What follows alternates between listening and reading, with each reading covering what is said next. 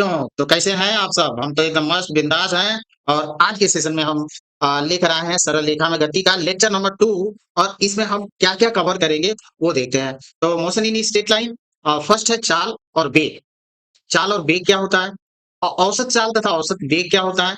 और तात्क्षणिक चाल तथा तात्क्षणिक वेग, ये टॉपिक हम कवर करेंगे। तो पहला टॉपिक है हमारा चा सिंपल चीज़ एकांक समय में गतिशील वस्तु द्वारा तय की गई दूरी को चाल। एकांक समय में, यूनिट टाइम में गतिशील वस्तु द्वारा तय की गई दूरी को या पथ की लंबाई, जो पाथ लेंथ होता है उसको बोलते हैं डिस्टेंस। तो पथ की लंबाई को चाल, यहाँ पे चाल इक्वल टू कितना हो जाएगा? पथ की लंबाई या दूरी बटा समय। दूरी को ही पथ की लंबाई बोलते हैं। एसआई मात्रक होता है मीटर पर सेकेंड और बीमी सूत्र होता है एम एल टी पर minus one. M zero M zero लिखे चाहे ना लिखे, सिर्फ डायरेक्ट आप एल टी पर माइनस वन लर्न कर सकते हैं। औसत चार्ज, एवरेज चार्ज। यार सपोज करो कि कोई तुम्हारे पास अपोजिट चार्ज है और बड़ी वाली बाइक पर पीछे बैठाकर खूब तेजी से चले जा रहे हो, तो तेजी से चले जा रहे हो, तो जो आपकी स्पीड है वो हर समय एक ही स्तर की नहीं होगी। ये नहीं है कि आप 50 किलोमीटर पर हावर है तो हर जगह आपका यही स्पीड होगा, ये ऐसा नहीं हो सकता है। कहीं ब्रेकर आएगा, कहीं मार्केट आएँगे, तो वहाँ पे आपको स्पीड क्या करनी पड़ती है, स्लो करनी पड़ती है। तो ऐसे कंडीशन में हम एवरेज चाल की बात करते हैं, औसत चाल की बात करते हैं। यानी कहें कि किसी गतिशील वस्तु द्वारा तय की गई कुल दूरी और इसमें लगे कुल समय या कुल समय अवधि के इसमें लगे कुल समय अवधि के अनुपात को औसत चाल कहते हैं। यहाँ अनुपात रहना चाहिए, किसी गतिशील वस्तु द्वारा तय की गई कुल दूरी तथा इसमें लगे कुल समय के अनुपात को औसत चाल कहते हैं। तो यहाँ पे औसत चाल इक्वल टू हम लिख सकते हैं टोटल पाथ लेंथ, कुल दूरी या कुल पथ की लंबाई बटा कुल समयावधि, कितना समय लगा, डिवाइड कर दें। अब मान लो कि आपने 50 किलोमीटर की दूरी तय की, कभी आपकी स्पीड 90 थी, कभी स्पीड 70 थी, कभी 60 थी, कभी 25 भी हुआ, कभी 35। इन सबको हमने क्या किया, ऐड कर दिया और कितने समय में आपने 50 किलोमीटर की दूरी कवर की, उस समय को हम डिवाइड कर देंगे और ऊपर के टोटल डिस्टेंस ले लेंगे, डिवाइड कर देंगे, तो हमारा एवरेज चाल निकल कर आ जाएगा कि हम इस औसत चाल से वहां पे गए थे। औसत चाल का मान कभी ऋणात्मक नहीं हो सकता क्योंकि दूरी जो होती है, पाथ लेंथ होता है, कभी नेगेटिव नहीं होता। यानी औसत चाल जीरो हो सकता है, पॉजिटिव हो सकता है, लेकिन नेगेटिव नहीं हो सकता। यदि डेल्टा टी यानी T two minus T two समय टी वन समय अंतराल में चली गई दूरी delta S two minus S one हो तो हम क्या लिख सकते हैं, वी एवरेज यानी औसत चाल को हम वी पर बार लगाकर प्रदर्शित करते हैं, तो delta S upon delta T. तात्क्षणिक चाल, इंस्टेंटेनियस स्पीड। अब यार गाड़ी चला रहे हो, दौड़ाए जा रहे हो और किसी पर्टिकुलर टाइम पर मान लो कि 10 बजे तुमने गाड़ी स्टार्ट किया और ये कोई बंदा पूछे कि 10:30 पर तुम्हारी स्पीड क्या है? 10:30 पर तुम्हारी स्पीड क्या थी?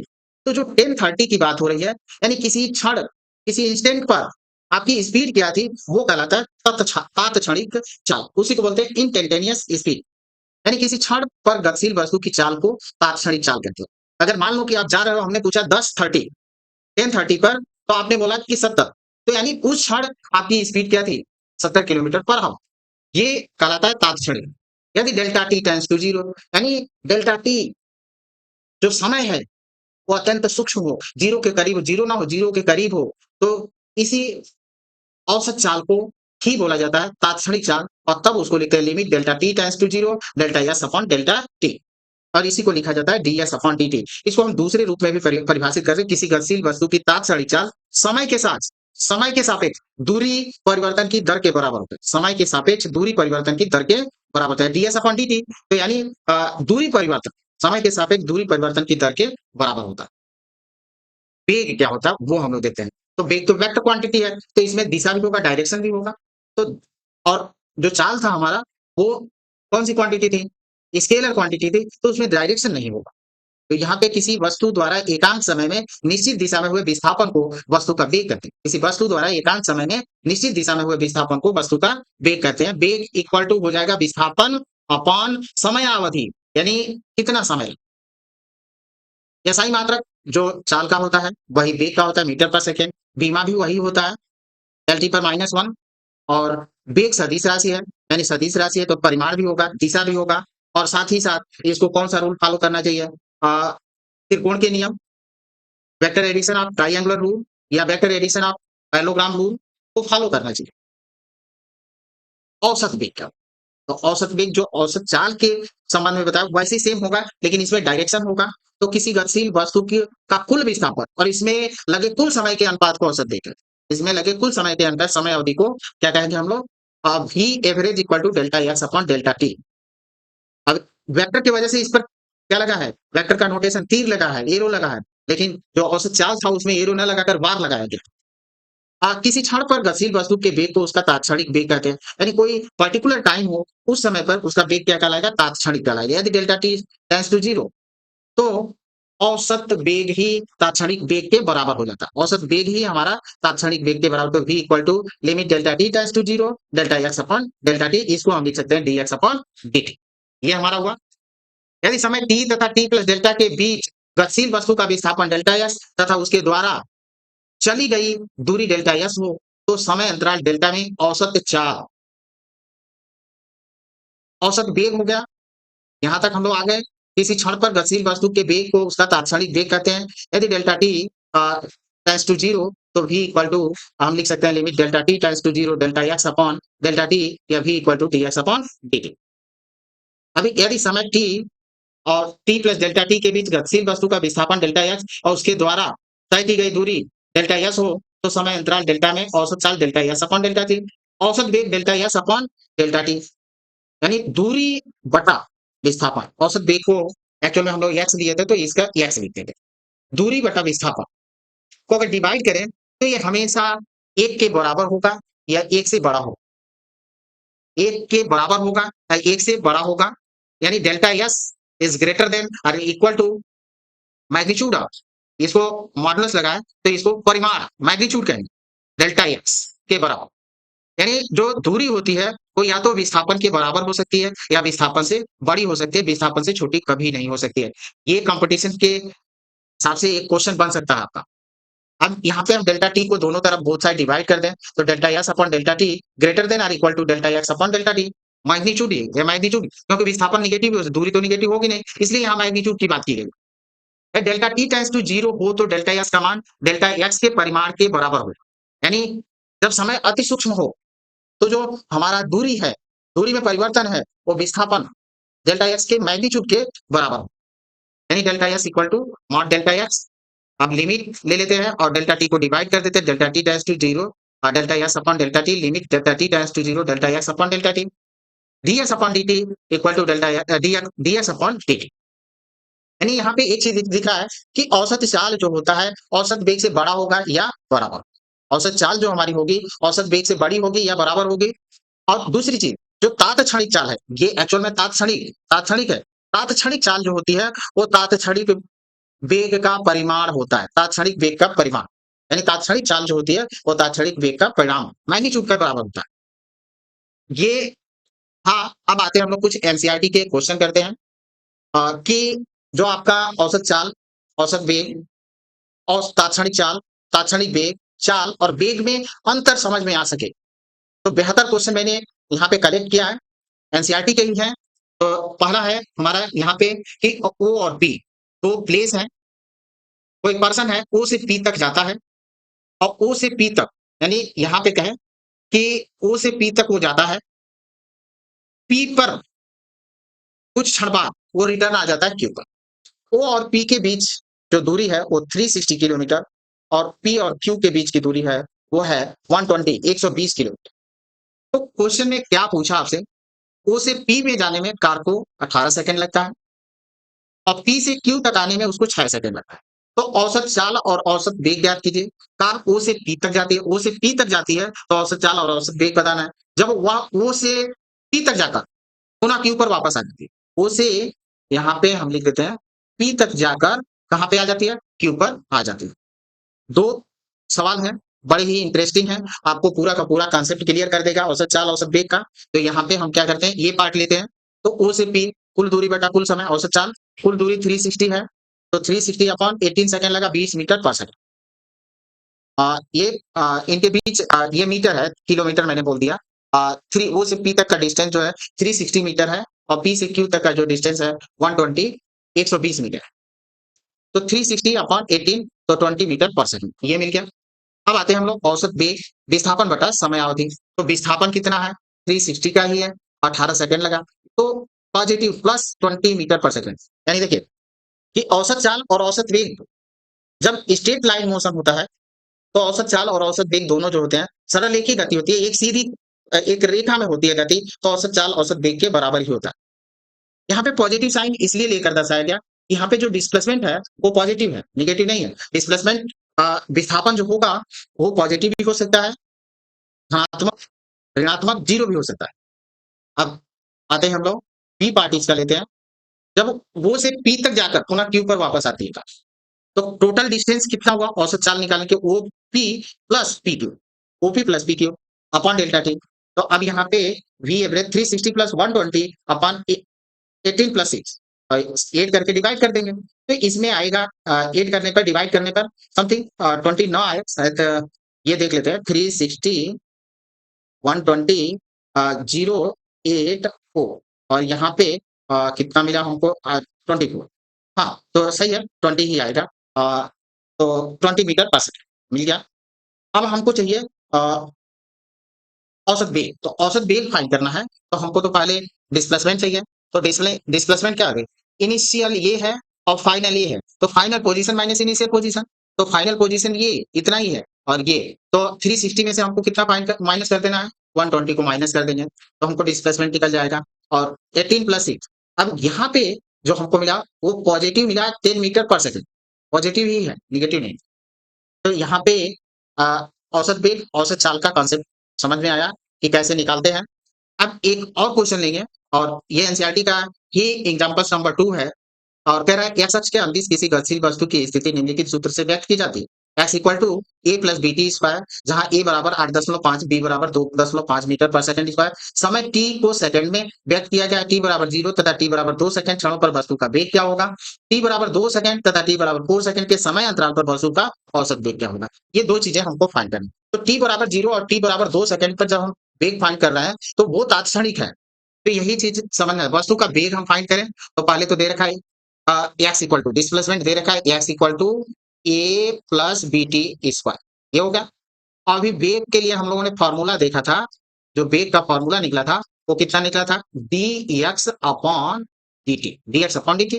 तो D X upon D T इसको हमने डिफरेंशिएट कर दिया विथ रिस्पेक्ट टू टाइम, समय के सापेक्ष इसको हम डिफरेंशिएट कर दें, यानी वेलोसिटी जो होती है D X upon D T होती है ए प्लस बी टी स्क्वायर। अब यहाँ पे कलन गणित का कुछ फॉर्मूले हम देख लेते हैं कि कलन गणित का फॉर्मूला क्या होता है। डी बाई डी टी ये एक्स रहेगा, D by D X X power N equal to N X power N minus one, और D by D X C constant term है तो उसका डिफरेंशिएशन होता है जी। अब इन दोनों को हमको डिफरेंशिएट करना है, तो यहाँ पे हम आपको समझा दें डी अपॉन डी टी। अब ये D upon D T operator होता है, ए में भी डिवाइड होगा, बढ़ जाएगा और बी में भी बढ़ जाएगा। तो D by D T A, B हमारा कांस्टेंट है उसको हम बाहर निकल कर लाएंगे डी टी और टी स्क्वायर।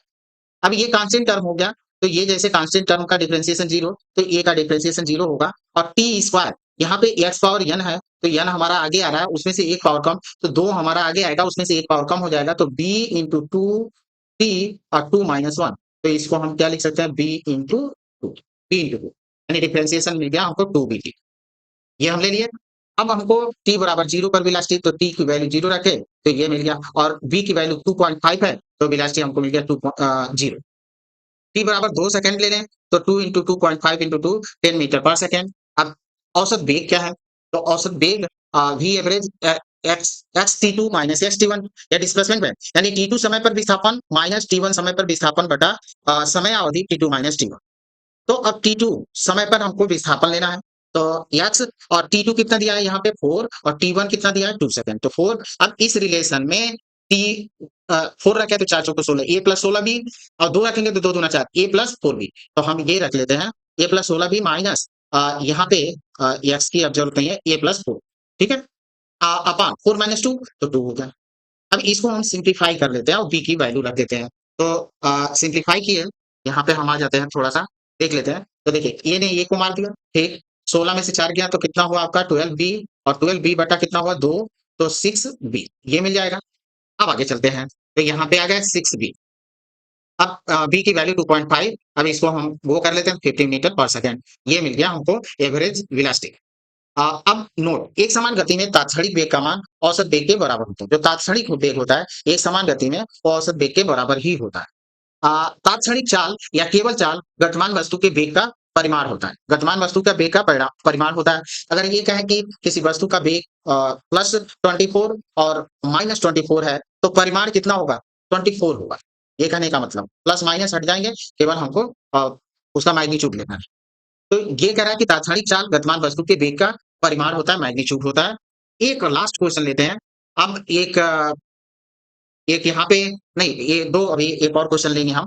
तो यहाँ पे हाउस है और हाउस से कोई पर्सन है ऑफिस के लिए जाता है। तो जब घर से निकलता है तो V1 वेग से जाता है और T1 समय उसको ऑफिस पहुँचने में लगते हैं। फिर वो रिटर्न बैक करता है, जब ऑफिस से घर आता है तो V2 स्पीड से आता है, अपने कार को ड्राइव करते हुए, उसको T2 टाइम लगता है। तो इसमें आपको औसत चाल बतानी है कि औसत चाल कितना होगा। तो पहले तो औसत चाल V एवरेज हम दोनों के बीच का डिस्टेंस D मान लेते हैं कि हाउस और ऑफिस के बीच का डिस्टेंस D है, तो V एवरेज इक्वल टू कुल दूरी बटा कुल समय।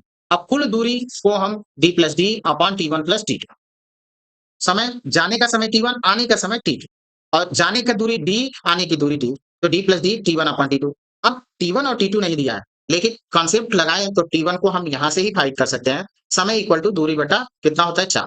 तो T1 अगर हमको फाइंड करना है तो दूरी दूरी कितनी है D और किस चाल से गया V1।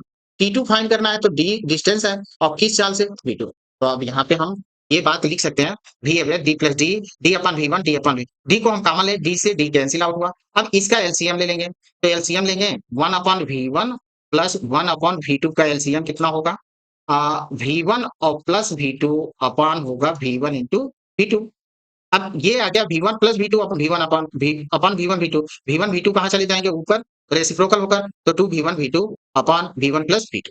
अभी इसी पर एक क्वेश्चन बड़ा ही इंटरेस्टिंग क्वेश्चन होता है। कभी-कभी लॉजिक जो होता है गलत लगाने से सवाल जो होते हैं गलत हो जाते हैं। जैसे अब मान लेते हैं कि वो पर्सन जो है घर से ऑफिस गया तो 40 किलोमीटर प्रति घंटे की चाल से गया और जब रिटर्न हुआ तो वो 60 किलोमीटर प्रति घंटे की चाल से। तो आप सोचेंगे कि इसकी औसत चाल क्या रही? तो आप क्या किए जल्दी में सोचे 40 से गया है 60 से आया, तो 40 और 60 और बटा 2, तो 100 बटा 2 50 किलोमीटर प्रति घंटा, यानी उसकी औसत चाल 50। लेकिन गलत हो जाएगा। अब यही फॉर्मूले से आप लगाएं 2v1 v2 अपन v1 प्लस v2। तो 2 यहाँ से कुछ कर देते हैं कि स्पष्ट हो जाए। तो देखिए कि 2 इंटू 40 इंटू 60 अपॉन 40 अपॉन 60। अब इसको ऐड करिए, तो अब यहाँ पे हम ऐसे भी लगा सकते हैं 2 इंटू 40 60 और बटा 100। 1 0 कैंसिल आउट हुआ। 6 चौको 24, 24 दूना 48, 48 किलोमीटर प्रति घंटा होगा। अब एक एनसीईआरटी का क्वेश्चन है, ये लास्ट है और बड़ा ही मजेदार क्वेश्चन है। कोई व्यक्ति अपने घर से सीधी सड़क पर 5 किलोमीटर प्रति घंटे की चाल से 2.5 किलोमीटर दूर बाजार पैदल जाता है। तुरंत बाजार बंद देकर उसी क्षण वापस मुड़ आता है और 7.5 किलोमीटर प्रति घंटे की चाल से घर लौट जाता है। समय अंतराल 0 से 30, 0 से 50 मिनट और 0 से 40 है। ये एक 40 है।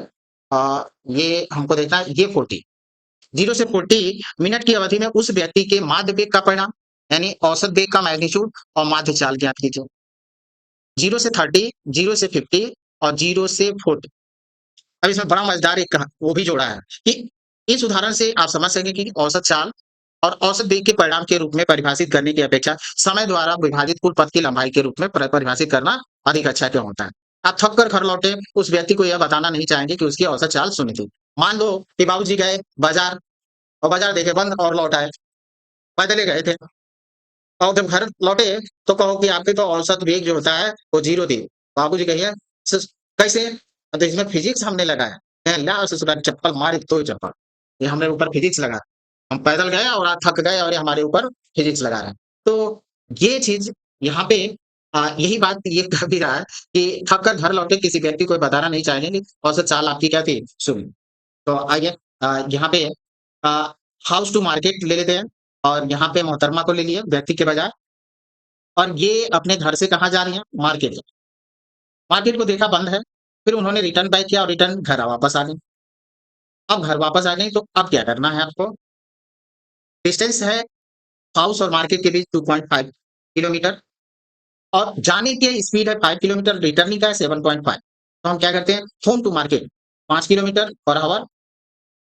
अब यहाँ पे होम टू मार्केट, घर से मार्केट जाने में कितना समय लगा वो पाएंगे। दूरी बटा चाल, तो दूरी को हमने रख दिया 2.5 अपॉन 5। इसको सॉल्व करेंगे तो 0.5 हावर, तो इसी को 1/2 या 30 मिनट कह सकते हैं। 1/2 घंटा या 30, यानी ये जाने का समय था। अब रिटर्निंग का समय लेते हैं, तो रिटर्निंग का समय कितना लगा? मार्केट टू होम 7.5 किलोमीटर पर हावर। अब यहाँ पे T market to home time कितना लगा मार्केट से घर आने में, डी बटा भी 2.5 बटा 7.5 1/3 होगा और हावर। अब इसको हमको मिनट में चेंज करना है, तो यहाँ पे हम 60 को क्या कर दें, मल्टीप्लाई कर दें, तो 1/3 इक्वल टू हो जाएगा 20 मिनट, यानी 30 मिनट जाने में लगा, 20 मिनट वापस आने में लगा, ये लगा है। अब 0 से 30 जो टाइम इंटरवल है, 0 से 30, 0 से 50 और 0 से 40, इस अंतरालों पर हमको औसत चाल और औसत वेग फाइंड करना है। तो आइए, कुल समय कितना लगा home to market, market to home 50 minute का, तो 50 मिनट का समय लगा। अब यहाँ पे हम ले लेते हैं पहला, इसमें का 0 से जो 30 पर है उस पर हम लोग लगाएंगे। तो 0 से 30 पर हम जो अंतराल है उस पर हम लोग फाइंड करें, तो वी एवरेज यहाँ velocity displacement upon time, displacement कितना था 2.5, तो 2.5 और टाइम हाफ 30 मिनट है, तो हाफ हावर लिख सकते हैं। 2 ऊपर गया तो कितना हुआ, यहाँ पे वी एवरेज 5 किलोमीटर पर हावर। अब वो ले लेते हैं 4 डिस्टेंस अपॉन टाइम, यानी दूरी बटा कुल दूरी बटा समय अवधि, तो दूरी तो वही है 2.5 ही गए गए हैं और 1/2, तो यहाँ से हम क्या करें 5 किलोमीटर पर हावर, ये हम 5 किलोमीटर पर हावर, यानी इस 0 से 30 जो टाइम इंटरवल है, समय अंतराल है, उसमें हमने देखा कि जो औसत चाल है और औसत वेग है, दोनों बराबर है। ठीक है? अब सेकंड आते हैं 0 से 50 मिनट। तो 0 से 50 मतलब 0 से 30 मिनट जाने का और 20 मिनट रिटर्निंग का टोटल टाइम हो गया।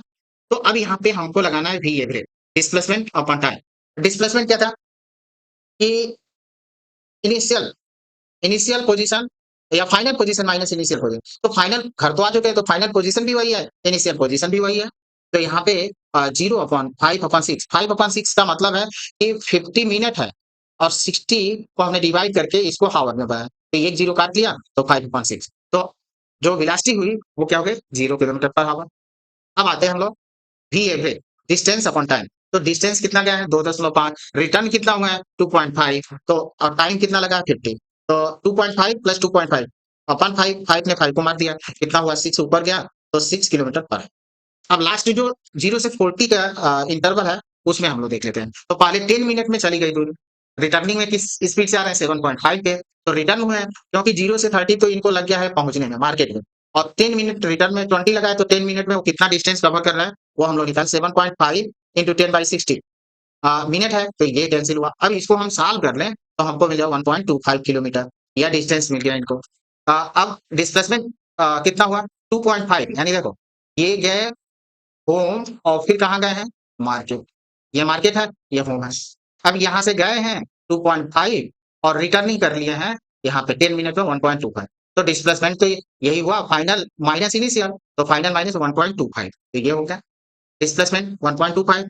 अब 1.25 में हमको टाइम को टोटल टाइम 40 को डिवाइड कर देना है, डिस्टेंस हमारा 2.5 प्लस 1.25 तो 3.75। अब हमको बस क्वेश्चन कर लेना है, तो डिस्प्लेसमेंट अपॉन टाइम कितना 1.25 40/60, इसको हम ऐसे भी कैंसिल कर सकते हैं, 6 को ऊपर ले जाकर ये कर लें 1.25 इंटू 6 अपॉन 4, ये भी कर सकते हैं, 3 कर दें और ये कितना कर देते हैं हम 2 कर लेते हैं। अब ये आप कैंसिल करना चाहें तो 1.5 को मल्टीप्लाई कर दें या फ्रैक्शन में रहने दें, तो 1.875 किलोमीटर पर आवर। अब हमको चाहिए वी एवरेज, तो टोटल डिस्टेंस 3.75 पे गए हैं, चले हैं और 40/60। अब इसको हम अगर सिंप्लीफाई करते हैं तो 5.625 किलोमीटर पर आवर, ये रिजल्ट होगा